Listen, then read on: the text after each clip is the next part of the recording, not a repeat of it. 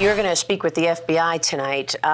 Some people are questioning this. Why would you do that after the history you have with the FBI, from Russia collusion to undermining you? To the raid of Mar-a-Lago and lots of other things, because the FBI has such potential.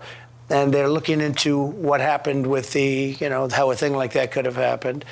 And it's a very friendly meeting. I have no doubt about that. They want to find out, and I'm somebody that wants to.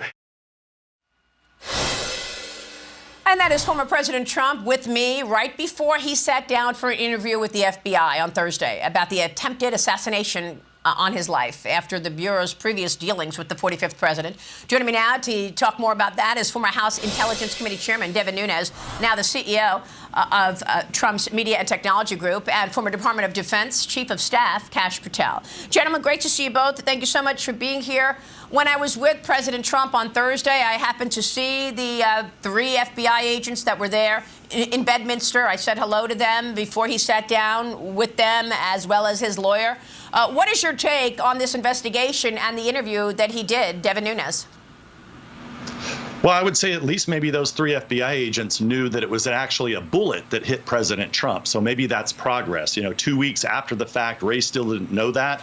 I think there's disagreement in the ranks of the FBI. I think the rank and file agents know that President Trump wants to establish the FBI as the world's premier law enforcement agency.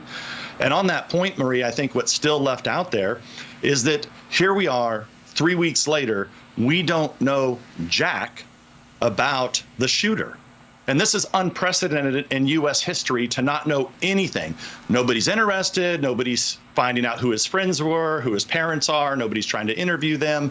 We've heard nothing. And I think that is a big stain on the FBI. And I think it leads right back to Kamala Harris and Biden, who have been using the Department of Justice to target Trump since he left office. Wow. Kash, how do you see it? Well, I think as President Trump said, the FBI has great potential, and unfortunately it took this catastrophic incident for us to arrive here. But the FBI also needs to be defanged and de-weaponized, and that forcing function must come from the House majority of Republicans in Congress. It's been 3 weeks, and they've stood up a select committee, but they're in recess till the middle of September. What they need to do is stand up a website that allows Americans that were there to download and upload all their information. They need to send out subpoenas, and they need to answer the quintessential question that the director of the Secret Service and the acting director lied about. President Trump's team requested additional security for at least a year before this catastrophic incident, and both of those individuals lied under oath. Where are the emails and memorandums? The Secret Service doesn't operate with WhatsApp warrant applications like the FBI. If a president asks for increased security, it's written down. So now that we've been caught lying to the American public, and this investigation is a unique opportunity of unity behind President Trump's leadership to go out there and say, we could fix the FBI, but we got to know the wrongs. But the Republicans, the House, must act like David Nuñez did when he was chairman in order to run that style investigation. Well, I mean, look, to that point, Rasmussen did a poll. They polled 1,089 likely voters. They found that 41% believe it is likely that officials in the federal government were part of a conspiracy to try to take down President Trump, which is absolutely crazy. I mean, I don't know where they're getting that, but certainly Rasmussen is out with this poll that says that, Devin. Well, look, it's easy to understand. I was at Mar-a-Lago many times over the past several years, and it was clear that the security was not adequate. I mean, I had multiple conversations with many of the Secret Service agents, and they were very uncomfortable. And now, of course, that's all coming out after the fact, when they almost allowed former president and hopefully current future president to be assassinated on live television. So I think now you're seeing the increase, but I think Kash is right. The real question here is why did this go on for so long when requests weren't granted, when any normal person could notice that there were simple things like, hey, maybe an open shot from 100 yards away on a high point on a top building near the president, maybe you should have somebody up there. Yeah. I mean, this is really just common sense. Did you see, Kash, that the Department of Justice is now going to be paying Peter Strzok and Lisa Page? You know them, obviously, from the Russia collusion lie that they pursued against President Trump. Now they're going to be paid $2 million, $1.8 million to Peter Strzok and $800,000 to Lisa Page because they sued them for making public their text messages. I saw that, and unfortunately, this is everything that's wrong with Washington, D.C., Maria. You have these two government gangsters who architected the unlawful search and seizure of Donald Trump's information during a presidential campaign, and were using government devices to hide their affair and hide their hatred and hide evidence of innocence. And when Devin and I unearthed these, you know what they did? They redacted them, and it took us 2 years later till I was the deputy DNI to release them to the public. And what does Joe Biden's administration do? Rewards these government gangsters for their atrocious, unlawful conduct. This is why nobody in America has faith in the institutions of government, and this is why this unique opportunity must be utilized to unify the country and get the answers we need. And as you stated, this is why there's so much conjecture in the United States of America. We're not getting any answers from anybody on Capitol Hill, FBI, DOJ, or Secret Service, and so now we're left with these crazy stories about conspiracies inside of government to shoot an American president. It's just ridiculous, and the vacuum could be sealed up so quickly, but instead they're too busy paying the lovebirds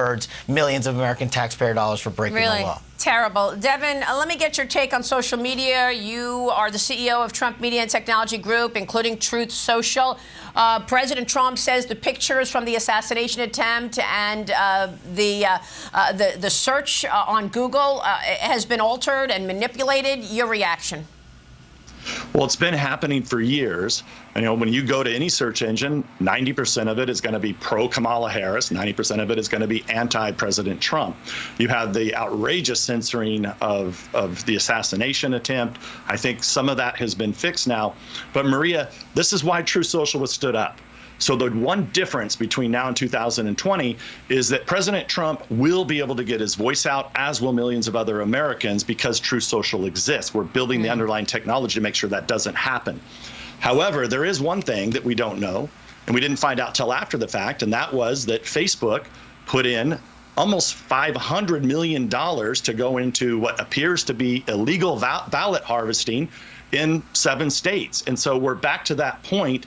And I think the campaign's going to have to really focus on those 7 states, on roughly 15 counties, because we're not going to know if these, we know they're going to censor President Trump. We know they're going to censor Republicans. What we don't know is how much money are they putting into dark pools in order to go out and harvest ballots. And that's what I think Republicans in these 7 states are going to have to really be focused on. Well, President Trump told me on Thursday that Mark Zuckerberg called him and that Mark Zuckerberg is not going to be endorsing anybody on the Democrat side. But real quick, Kash, before you guys go, 48 members of the Republican Senate caucus signed a letter on Friday to President Biden demanding that he end a partial arms embargo against Israel, given the threats that the U.S. ally is facing from Iran-backed terrorists. There's a lot of worry this morning that we could actually see an attack on Israel tonight going into tomorrow. Your reaction and thoughts in terms of this very concerning conflict between Iran and Israel? This highlights the national security failures of the Biden administration. President Trump prioritized adversarial intelligence collection against Iran because they were the largest state sponsor of terror and continue to be, and he shut off the Iran nuclear deal. Joe Biden comes in, flips the switch, pays Iran $7 billion plus money so they can buy nuclear materials and weaponry from our adversaries. And what we have now is a deprioritization in the America First approach. And what you see is the United States Senate responding to that because they knew President Trump's policies of favoring and providing money to our allies in Israel was more important than funding terrorists who are killing American citizens, American soldiers, and taking our allies and our citizens as hostages. Well, when you treat Iran as terrorists, that's what needs to happen. Gentlemen, thank you very much for your insights. We so appreciate it. David Nuñez and Kash Patel.